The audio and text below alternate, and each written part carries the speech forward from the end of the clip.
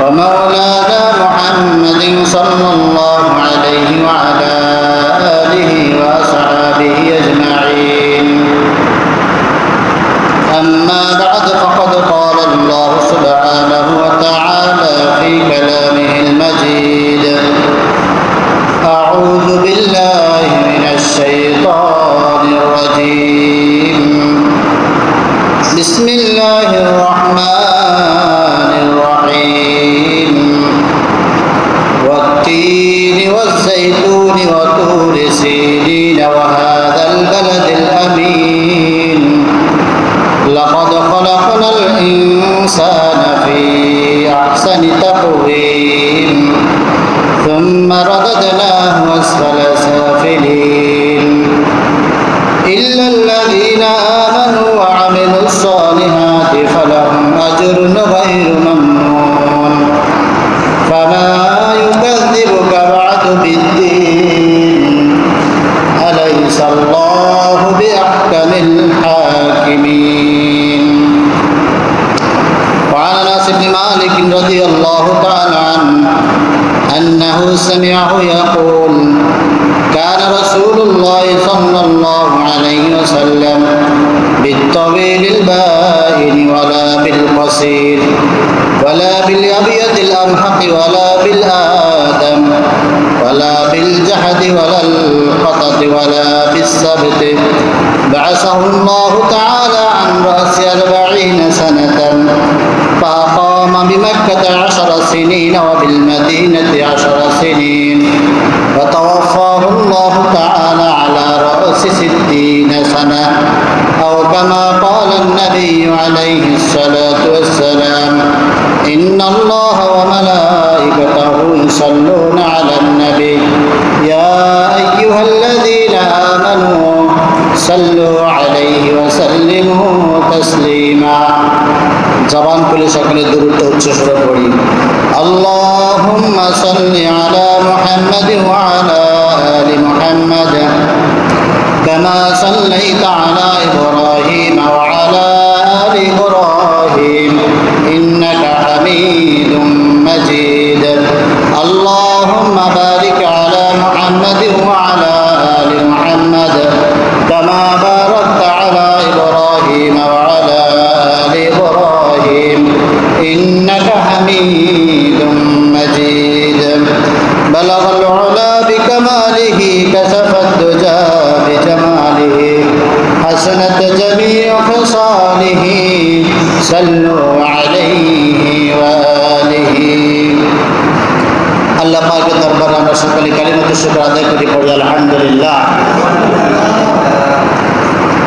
রাসূলের সিরাত এবং সুরাত নিয়ে আলোচনা চলমান, আজকে তৃতীয় পর্ব।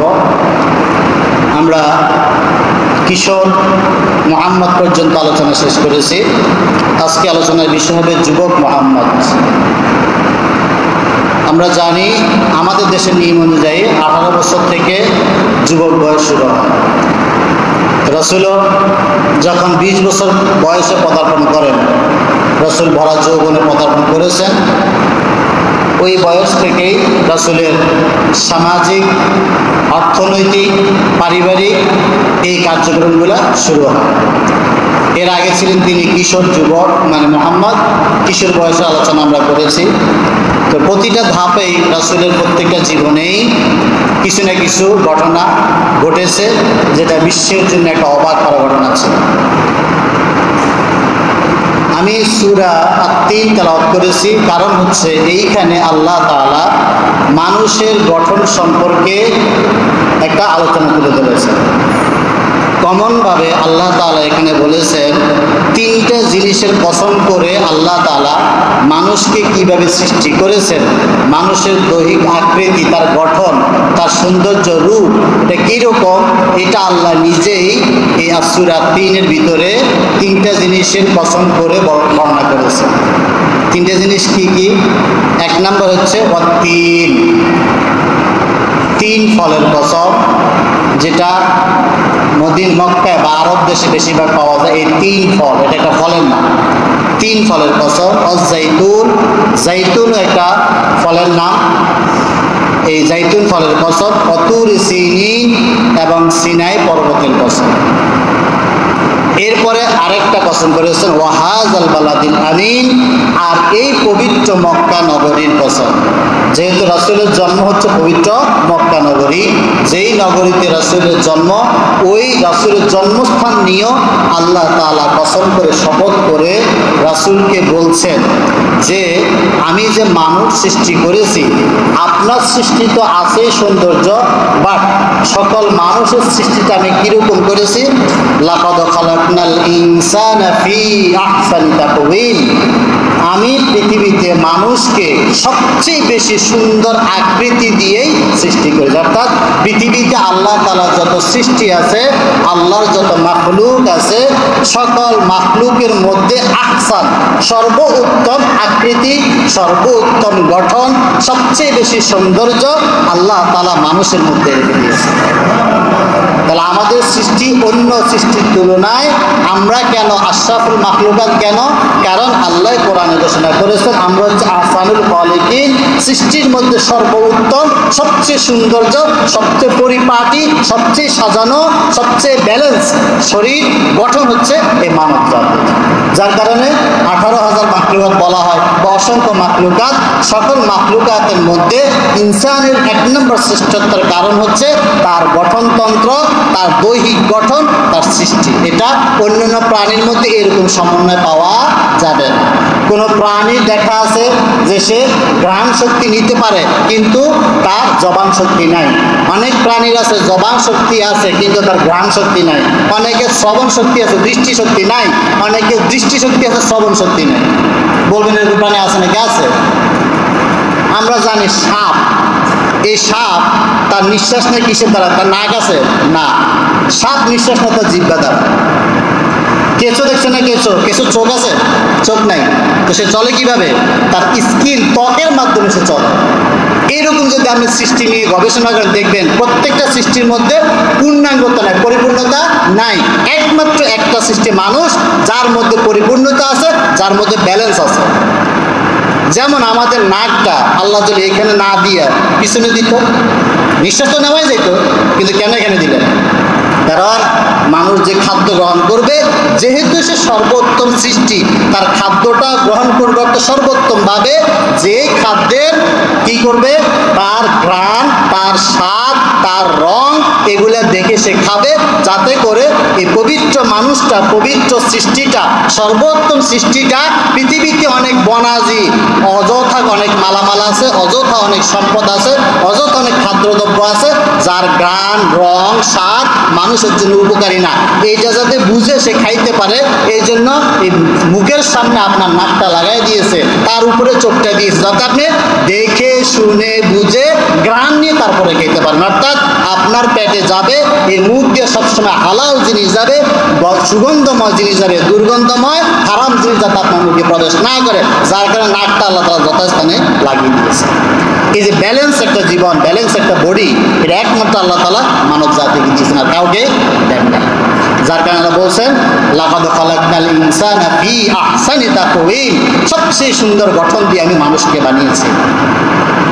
এই আয়াতের থেকে ইমাম আবু হানিফা রাহিমাহুল্লাহ, 4 ইমামের যাকে নেতা বলা হয়, তিনি একদিন একটা মাসালা উৎপত্তি করেছেন। এক ব্যক্তি তার বউকে খুব বেশি ভালোবাসে, এমন ভালোবাসে, একদিন আবেগের ঠেলায় বউ জিজ্ঞেস করছে তুমি আমাকে কেমন ভালোবাসো, তো বা আমাকে তোমার কেমন লাগে। ওই স্বামী আবেগের ঠেলায় বলে ফেলছে যে চাঁদের চেয়ে যদি তুমি সুন্দর না হও তাহলে তুমি তালাক। কি বললো? যে চাঁদের চেয়ে যদি তুমি সুন্দর না হয় তাহলে তুমি তালাক, মানে তুমি চাঁদের চেয়েও সুন্দর, এই জন্য আমি তোমাকে ভালোবাসি। আশেপাশের লোকজন শুনে বউ আশ্চর্য হয়ে গেছে যে চাঁদ তো কত সুন্দর, আমি কি চাঁদের চেয়ে সুন্দর হতে পারি? আশেপাশের মানুষজন যখন এই কথা শুনে গেছে সবাই বললো যে বউ তো তাহলে তালাক হয়ে গেছে। বউ তালাক হয়েছে, মানুষ আবার চাঁদের চেয়ে সুন্দর হয় কিভাবে? চাঁদের যে আলো জ্যোতি এটা তো মানুষের নাই, সুতরাং চাঁদ বেশি সুন্দর হতে পারে, মানুষ চাঁদের চেয়ে সুন্দর হতে পারে না। অনেক আলেমগণ ফতোয়া দিয়ে দিলেন বউ তালাক হয়ে গেছে। সর্বশেষ মাসালা গেল আবু হানিফার কাছে। এই লোক গেলেন যে দেখি, যেহেতু উনি ইমামদের সর্দার, ওনার কাছে যাই। যাওয়ার পরে যখন বলা হলো যে আমি এরকম কথা বলে ফেলেছি আবেগে, এখন অনেকে বলতেছে আমার বউ তালাক হয়ে গেছে, আসলে ফতুয়াটা কি? ইমাম আবু হানিফা তখন এই সূরা আত-তিনের এই আয়াতটা তেলাওয়াত করে বলে দিলেন যে তোমার বউ তালাক হয় না। কেন? কারণ আল্লাহ নিজে ঘোষণা দিয়েছেন লাকাদ খালাকনাল ইনসানা ফি আহসান। আহসান শব্দটা ইংরেজিতে বলে সুপারলেটিভ ডিগ্রি, অর্থাৎ এর উপর আর কোনো ডিগ্রি নেই। কোনো জিনিসের সর্বোচ্চ চূড়া বুঝাইতে গেলে এই ইসমে তাফজিল আরবিতে বলে বা ইংলিশে বলে সুপারলেটিভ ডিগ্রি, এর উপর আর কোনো ডিগ্রি হয় না। সুতরাং যেহেতু আল্লাহ তাআলা এখানে আহসান ইসমে তাফজিল বা সুপারলেটিভ ডিগ্রি ব্যবহার করেছেন, তার মানে আল্লাহ তাআলার পৃথিবীতে যত মাখলুক আছে তার চেয়ে সবচেয়ে সুন্দর হচ্ছে মানুষ। সুতরাং এই আয়াত দ্বারা প্রমাণিত হয়েছে যে চাঁদের চেয়েও, চাঁদ কেন, দুনিয়াতে যত সৃষ্টি আছে সকল সৃষ্টির ঊর্ধ্বে মানুষ সবচেয়ে সৌন্দর্য। সুতরাং ওই ব্যক্তি যে কথাটা বলেছে যে তুমি যদি চাঁদের চেয়ে সুন্দর না হও তাহলে তুমি তালাক, তাহলে ওর কথা সত্য, তার বউ তালাক হয়নি। আসলে ওর স্ত্রী কেন, তামাম জগতের সকল মানুষ সকল সৃষ্টির চেয়ে বেশি সুন্দর। এই সুন্দর গঠনের দিক থেকে আল্লাহ রাসূল সাল্লাল্লাহু আলাইহি ওয়াসাল্লামের দৈহিক গঠনে আল্লাহ তাআলা এই আহসান যে শব্দটা করেছেন, এই আহসানের মধ্যেও আহসান হচ্ছে আমার আপনার রাসূল মুহাম্মদুর রাসূলুল্লাহ সাল্লাল্লাহু আলাইহি ওয়াসাল্লামের দৈহিক গঠনটা। পৃথিবীর যত মানুষ আছে তাদের মধ্যে সর্বোত্তম গঠন হচ্ছে এই মুহাম্মদুর রাসূলুল্লাহ সাল্লাল্লাহু আলাইহি ওয়াসাল্লাম। আমি যেটা বলেছিলাম শামাইলে তিরমিজি আপনারা পড়েন, আমি একটা হাদিস পড়েছি আনাস ইবনে মালিক, শামাইলে তিরমিজির 1 নম্বর হাদিস। এই হাদিসে আনাস ইবনে মালিক পুরা রাসূলের একটা গঠন সম্পর্কে বলে দিয়েছেন, তার জিন্দেগি একেবারে সামারি আকারে। কি বললেন? যে আনাস ইবনে মালিক বলেন যে আমি শুনেছি রাসূল সাল্লাল্লাহু আলাইহি ওয়াসাল্লাম ইরশাদ করেছেন, কানা রাসূলুল্লাহ সাল্লাল্লাহু আলাইহি ওয়াসাল্লাম, রাসূলুল্লাহ সাল্লাল্লাহু আলাইহি ওয়াসাল্লাম ছিলেন লাইসা বিত-তাওয়িলিল বাঈন, একেবারেই দৃষ্টিকটু লম্বা ছিলেন না, ওয়ালা বিল কসির, একেবারে খাটো ছিলেন না, ওয়ালা বিল আবিয়াদিল আমহাকে, ধবধবে সাদাও ছিলেন না, ওয়ালা বিল আদামে, বাদামি রঙেরও ছিলেন না, ওয়ালা বিল জাহাদে, এবং একেবারে তার চুল কোঁকড়ানো ছিল না, ওয়ালা বিল সাবিতি, আবার চুলগুলো একেবারে সোজাও ছিল না। বাসাহুল্লাহু তাআলা আলা আন রাসি 40 সানা, আল্লাহ তাআলা তাকে 40 বছর বয়সে নবুয়ত দান করেন। ফাআকামা বিমাক্কাতা 10 সিনিন, মক্কায় তিনি 13 বছর বা 10 বছর জীবনযাপন করেছিলেন। ওয়া বিল মাদিনাতে 10 সিনিন, মদিনার জীবনে 10 বছর জীবন কাটিয়েছেন। তাওয়াফাহুল্লাহ, চূড়ান্তভাবে আল্লাহ তাআলা তাকে মৃত্যু দান করেন আলা রাসি 60 সানা, 60 বছর। এই হাদিসে বলা আছে 60 বছর, কিন্তু শামাইলে তিরমিজির পরের হাদিসগুলোতে বলা আছে 63 বছর। এইখানে আনাস ইবনে মালিক রাসূলের খুব সংক্ষিপ্ত একটা বর্ণনা দিয়েছেন। কি? রাসূল দেহের দিক থেকে, গঠনের দিক থেকে সবচেয়ে বেশি লম্বা ছিলেন না, যেটা দেখতে খারাপ লাগে, অনেক বেশি লম্বা। আবার একেবারে খাটো ছিলেন না, তিনি মধ্যম আকৃতির ছিলেন, মধ্যম আকৃতির ছিলেন। এবং তার চুলগুলো বেশি কোঁকড়ানো ছিল না, আবার একেবারে স্ট্রেট কাটও ছিল না, অর্থাৎ কিছুটা হালকা কোঁকড়ানো আর কিছুটা সোজা, এরকম ছিল। এবং তিনি ধবধবে সাদা, তার গায়ের রং দুধের সাদার মতো ছিল না, যেটা দেখতে শ্বেত রোগের মতো, এরকম সাদাও ছিলেন না। আবার তিনি বাদামি রং বা কালো এই বর্ণেরও ছিলেন না। তিনি ছিলেন কি রঙের? অন্য এক হাদিসে আছে, আম্মা জান আয়েশা বলেন তিনি ছিলেন দুধের মধ্যে আলতা দিলে যে একটা গাঢ় রং ধারণ করে, এইরকম একটা গাঢ় রঙের তিনি রঙিন ছিলেন। অর্থাৎ যাকে বলা হয় গোলাপের পাপড়ির মতো তার বডির রংটা ছিল গোলাপের। যখন প্রথম রংটা আসে, যেটা বেশি গোলাপের, একদম গাঢ় গোলাপের রঙও না, একেবারে সাদা না, দুধের মধ্যে হালকা আলতো ছিটিয়ে দিলে যেরকম একটা হালকা কালার সৃষ্টি হয়, এই কালারের মানে রাসূলের শরীরের রংটা ছিল এইরকম কালার, যাকে বলা হয় গৌরী বর্ণ, এরকম বর্ণ তার ছিল। আবার তিনি কি ছিলেন না, একেবারে তার চুল কোঁকড়ানো ছিল না, স্ট্রেটও ছিল না, চুলগুলো ছিল মাঝারি ধরনের। আর চুলগুলো কোন পর্যন্ত ছিল? রাসূলের আরেকটা হাদিসে আছে, তার চুলগুলো ছিল যে কানের লতি, যেটা আমরা বলি এই কানের লতাটাতে ঘাড়, এই পরিমাণ তার চুলগুলাই সবসময় ছিল। তিনি চুলগুলাকে সিটি কাটতেন, আশ্রাতেন, সিটি কাটতেন, মাঝখানে সিটি কাটতেন, দুই দিকে দুইবার চুলগুলা ফেলে দিতেন, মাঝখানে সিটি কাটতেন। কিন্তু আমাদের দেশে সাধারণত আমরা দেখা যায় পুরুষরা এই এক পাশে সিটি কাটি আর মহিলারা মাঝখানে সিটি কাটে, কিন্তু রাসূল চুল আশ্রাতেন কিভাবে?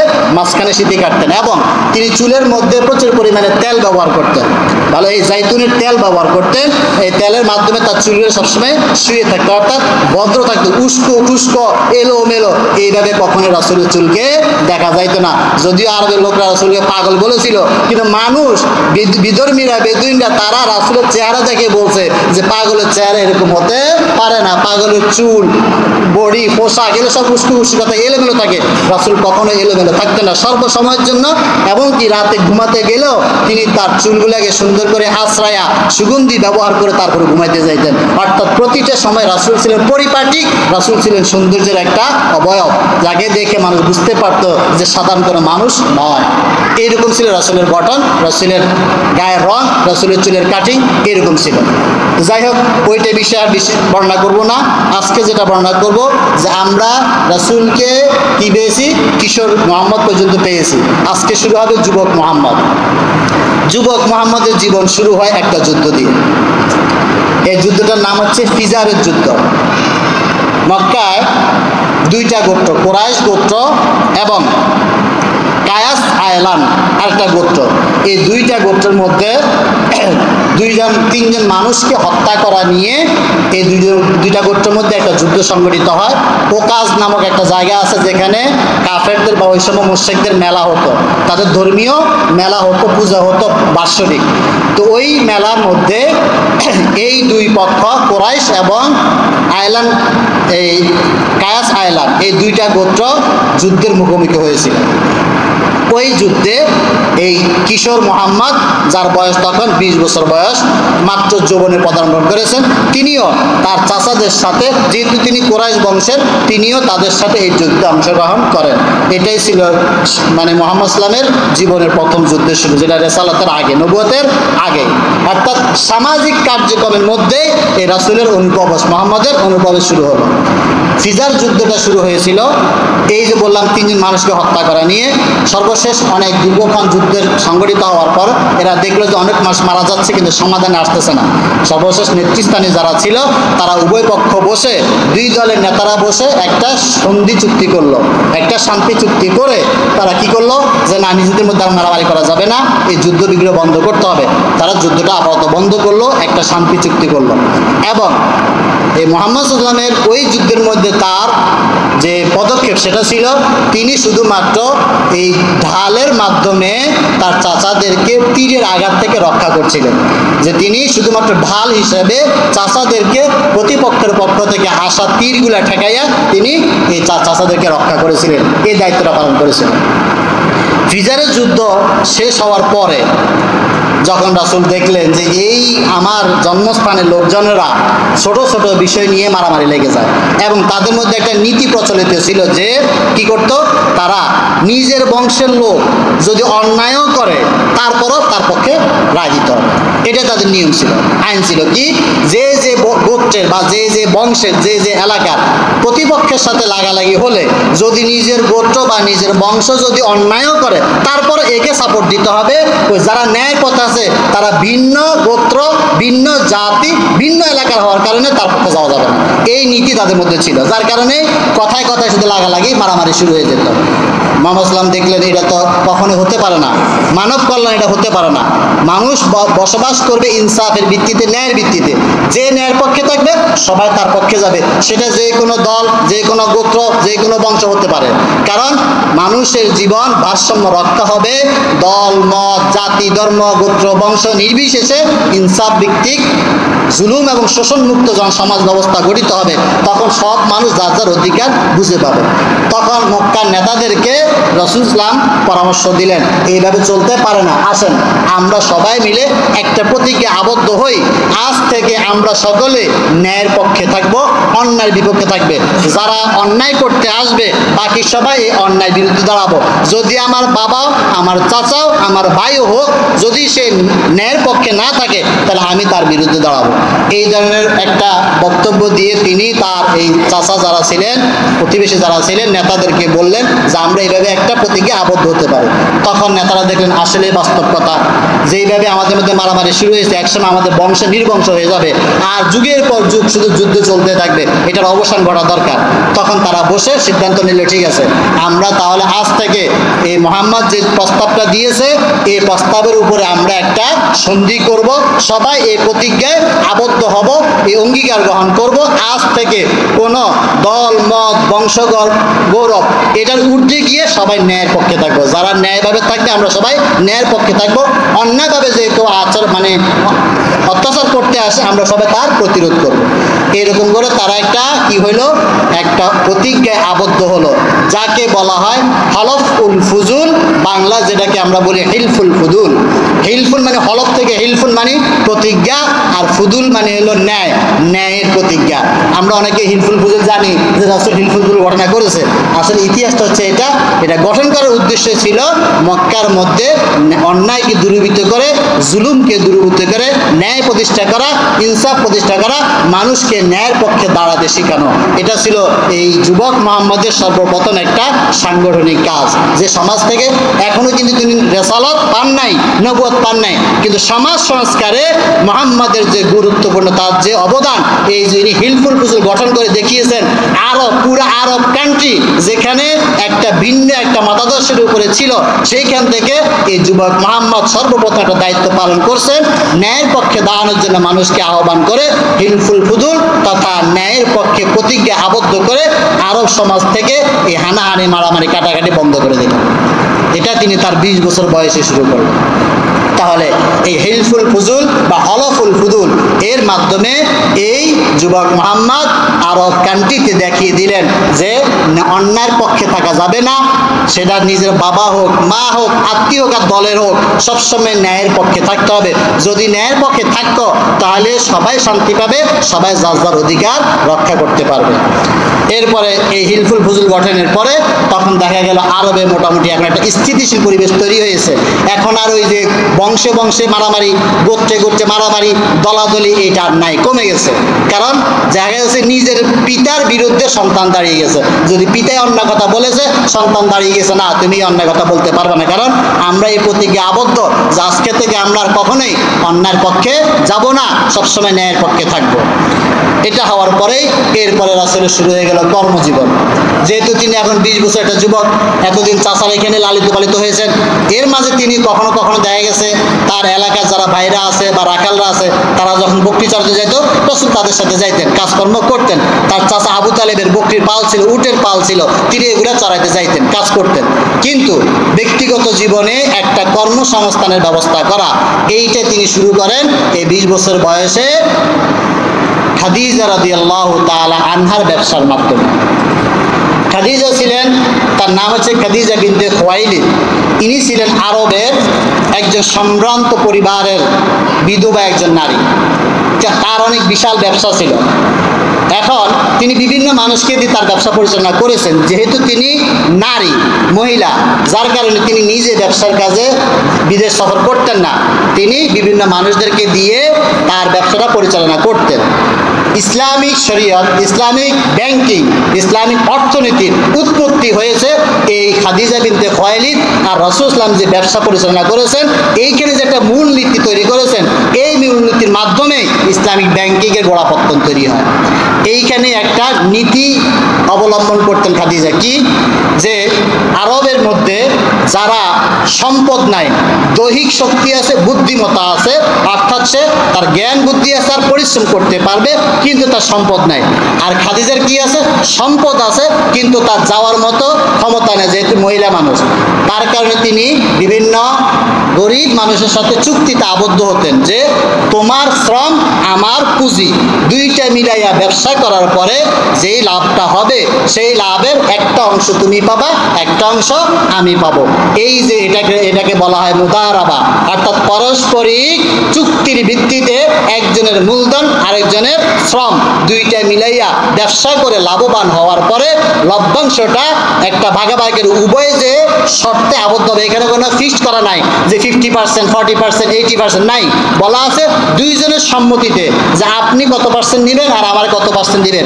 দুইজনে যেই চুক্তিতে রাজি হবে এরকম চুক্তিতে আবদ্ধ হয়ে ব্যবসা করা, আর্থিক লেনদেন করা, এটা হচ্ছে ইসলামিক ব্যাংকের মূল নীতি। এই নীতিতে তিনি অনেক মানুষের দ্বারা ব্যবসা করিয়েছেন, কিন্তু ওই যে চুরির একটা স্বভাব থাকে, 2 নম্বরের স্বভাব থাকে।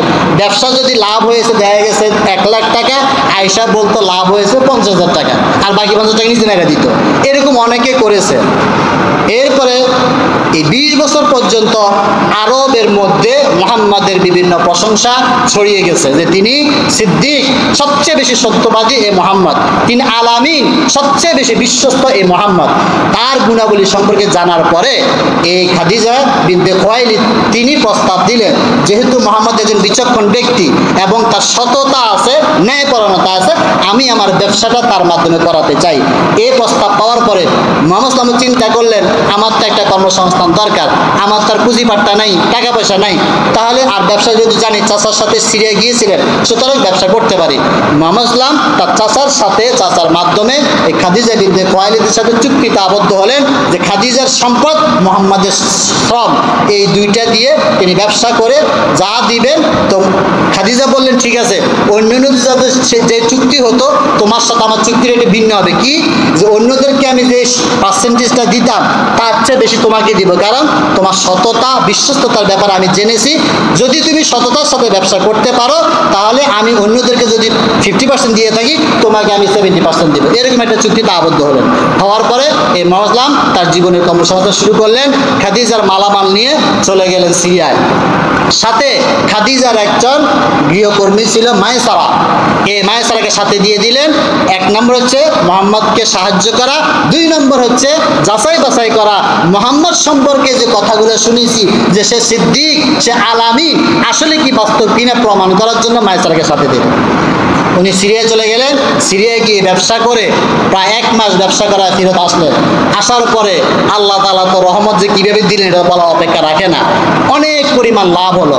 আসার পরে খাদিজার হাতে যখন হিসাবটা তুলে দিলেন যে এই আপনার মূলধন ছিল আর এই লভ্যাংশ হয়েছে, খাদিজা দেখলেন যে তার স্বামী মারা যাওয়ার পরে তৃতীয় পক্ষের মাধ্যমে যত ব্যবসা করেছেন তার মধ্যে আজকে মুহাম্মদ যে লভ্যাংশটা দিয়েছে, অতীত ইতিহাসে দীর্ঘ এতটা বছরে কেউ এই পরিমাণ লভ্যাংশ খাদিজাকে দেয়নি। খাদিজা অবাক হয়ে গেলেন। আর মায়সারার কাছে মুহাম্মদের প্রত্যেকটা কদমের খবর নিলেন যে সে কীভাবে চলেছে, কীভাবে করেছে।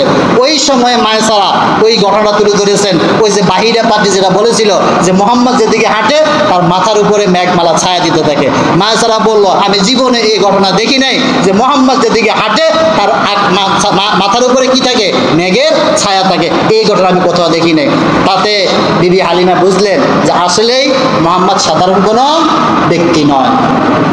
এর মাধ্যমে আস্তে আস্তে খাদিজা বিনতে খুয়াইলিদের অন্তরের ভিতরে আল্লাহ তাআলা এই মুহাম্মদের প্রতি ভালোবাসা সৃষ্টি করে দিলেন। এখন খাদিজা চিন্তা করলেন, দীর্ঘ বছর বিধবা হয়ে পড়ে আছি, আমি যদি মুহাম্মদকে আমার অভিভাবক হিসেবে পাই, তাহলে মনে হয় আমার জীবনের আর কোনো চাওয়া থাকবে না, আমার ব্যবসা, সম্পদ সব কিছু রক্ষা হবে এবং আমিও খুব শান্তিতে থাকবো। এরকম একজন বিশ্বস্ত অভিভাবক পাওয়া আরবের বুকে সম্ভব না, সুতরাং আমি তাকে আমার অভিভাবক হিসেবে পেতে চাই। এই তার মনে জল্পনা কল্পনা শুরু হলো। হওয়ার পরে একদিন তিনি তার এক বান্ধবী নাফিসা বিনতে মুরাব্বিয়া, তার মুনাব্বি, এর মাধ্যমে এই মুহাম্মদ ইসলামের কাছে প্রস্তাব পাঠালেন যে আমি তাকে বিবাহ বন্ধনে আবদ্ধ করতে চাই। মুহাম্মদ ইসলাম যখন এই ঘটনাটা শুনলেন, শোনার পরে তিনি মৌন সম্মতি দিয়েছেন। এরপরে ওই মুনাব্বিকে বললেন, তুমি আমার চাচা যেহেতু অভিভাবক, তার সাথে আলাপ করো, চাচা যদি রাজি থাকে তাহলে আমার এইটা কোনো অসম্মতি নাই। এই যে বিবাহর বৈবাহিক জীবনের সূত্রপাত, আমাদের সমাজে অনেক সময় দেখা যায় ছেলে এবং মেয়ে পরস্পরকে ভালো লেগেছে, গার্ডিয়ানদের কোনো মতামত ছাড়াই, অভিভাবকদের কোনো অনুমতি ছাড়াই নিজেরাই পালায় গিয়ে বিয়ে করে চলে আসে। অভিভাবকের মতামত বিবাহের ক্ষেত্রে অত্যন্ত গুরুত্বপূর্ণ একটা বিষয়। এই যে মুহাম্মদ ইসলাম, তিনি কিন্তু 20 বছরের পূর্ণাঙ্গ যুবক এবং তার বাবা নাই, মা নাই, দাদা নাই, চাচার হাতে লালিত পালিত হচ্ছেন, অর্থাৎ ডাইরেক্ট কোনো গার্ডিয়ান এই মুহূর্তে নাই, চাচা আছেন। তারপরও তিনি ইচ্ছা করলে বলতে পারতেন যে ঠিক আছে, মুহাম্মদ, খাদিজা যেহেতু প্রস্তাব দিয়েছে আমি রাজি, তুমি বিয়ে রাজি না। তিনি পদ্ধতি দেখাই দিলেন। তখনও তিনি কিন্তু রসুল নয়, নবী নয়, কিন্তু নবী হবেন। ওই যে বললাম, পরোক্ষভাবে তিনি তখন নবী, প্রত্যক্ষ নবী নয়। এই জন্য নিয়ম শিখাই দিলেন, বিবাহের ক্ষেত্রে অভিভাবকের অনুমতি লাগবে। আবু তালেব এই কথা শোনার পরে খাদিজার চাচা সাথে আবু তালেব বিয়ের প্রস্তাব নিয়ে গেলেন। যাই হোক, উভয় সম্মতিক্রমে বিবাহ সম্পন্ন হলো। রাসূল সাল্লাল্লাহু আলাইহি ওয়াসাল্লাম খাদিজার সাথে ব্যবসা করার পরে যেই লভ্যাংশটা পেয়েছিলেন সেইটা দিয়ে তিনি উট কিনেছিলেন। এই বিবাহেতে রাসূল খাদিজাকে একজন ইয়েতিম বাচ্চা হয়েও, ছেলে হয়েও 20টা উট মোহরানা হিসেবে খাদিজাকে দান করলেন। অর্থাৎ মোহরানা আদায় করলেন। তার মানে কি, মোহরানা আদায় করা ফরজ। খাদিজার কি সম্পদের অভাব ছিল? না। আবার মুসলিম ধরতে গেলে যে মুহাম্মদ তার একজন কর্মচারী, তার ব্যবসা পরিচালনা করছেন, তারপরে মোহরানাটা ফরজ। রাসূল 20টা উট খাদিজাকে মোহরানা হিসেবে উপহার দিয়ে দিলেন। মোহরানা দেওয়ার পরে বিবাহ বন্ধনে আবদ্ধ হইলেন। তাদের বৈবাহিক জীবন শুরু হয়ে গেল। এই বৈবাহিক জীবন চলাকালে আল্লাহ রাসূল সাল্লাল্লাহু আলাইহি ওয়াসাল্লামের যতগুলো সন্তান হয়েছে, রাসূলের বয়স 25 বছর, খাদিজার বয়স কয় বছর বলেন? হ্যাঁ, রাসূলের বয়স 25, খাদিজার বয়স কত? তাহলে আমাদের দেশের যেই সকল কুলাঙ্গাররা রাসূলের নামে, রাসূলের বৈবাহিক জীবন নিয়ে মানে কুরুচিপূর্ণ মন্তব্য করে, তাদের গালের মধ্যে স্যান্ডেল মারা দরকার। যে বেটা, তোরা যে রাসূলকে নিয়ে বিরূপ মন্তব্য করিস, 25 বছরের যুবক বিয়ে করলেন 40 বছরের একজন বিধবা আধা পৌঢ় মহিলাকে, তাহলে রাসূল কি যৌবনের খায়েশে বিয়ে করেছেন? তিনি তো ওই যে বললাম, আবু তালেব যেদিন বলছিলেন যে সেমার আরামিলে ওয়াইসমাতুল আরামিলে, এই মুহাম্মদ একদিন বিধবা নারীদের অভিভাবক হবেন, তার প্রথম প্রমাণ মুহাম্মদ তার বৈবাহিক জীবনে দিলেন। আবু তালেব তো এমনিতে বলেন এই কথাটা যে এই মুহাম্মদ একদিন বিধবাদের আশ্রয়স্থল হবে, ঠিক তার প্রমাণ তার সর্বপ্রথম বৈবাহিক জীবন দিয়ে তিনি দিলেন। একজন 25 বছরের তাগড়া যুবক, যে নাকি বিশ্বের মধ্যে সবচেয়ে বেশি সুন্দর, এরকম একটা যুবক 40 বছরের আধা বয়সে বুড়ো বিধবা নারীকে বিবাহ করলেন। তার মানে নবীদের খায়েশাত নিয়ে তারা বিয়ে করেন না, তারা যাহা কিছু করেন আল্লাহর হুকুমে করেন, মানব কল্যাণে করেন, জনগণের কল্যাণে করেন। এই জন্য তিনি খাদিজাকে বিয়ে করলেন। করার পরে তাদের ঔরসে যে সন্তানগুলা জন্ম করে গেল, 4 জন কন্যা সন্তান ছিল আর 3 জন পুত্র সন্তান ছিল। একটা ছেলে শুধুমাত্র, যার নাম ইব্রাহিম, ইনি শুধুমাত্র খাদিজার গর্ভে জন্মগ্রহণ করেন নাই। বাকি প্রত্যেকটা সন্তান এই 40 বছরের যে খাদিজা, তার গর্ভেই এই বাকি সন্তানগুলা, 4টা কন্যা সন্তান, জয়নাব, রুকাইয়া, উম্মে কুলসুম, ফাতেমা, এই 4 জনেই এই খাদিজার গর্ভে জন্মগ্রহণ করেছেন। পুত্র আব্দুল্লাহ এবং আবুল কাসেম, এই 2 জনও খাদিজার গর্ভে জন্মগ্রহণ করেছেন। রাসূলের প্রথম সন্তান ছিল আবুল কাসেম, যার কারণে অনেক সময় রাসূলকে আবুল কাসেম নামে বলে ডাকা হতো, উপাধি দিয়ে ডাকা হতো। কিন্তু রাসূলের প্রত্যেকটা পুত্র সন্তানেই রাসূলের জীবদ্দশায় শিশু বয়সে মারা যায়। একটা পুত্র সন্তানে জীবিত ছিল না, শুধুমাত্র 4টা কন্যা সন্তানে জীবিত ছিল এবং 4 জনেই রাসূলের রিসালাত পর্যন্ত জীবিত ছিল এবং হিজরত পর্যন্ত করেছেন।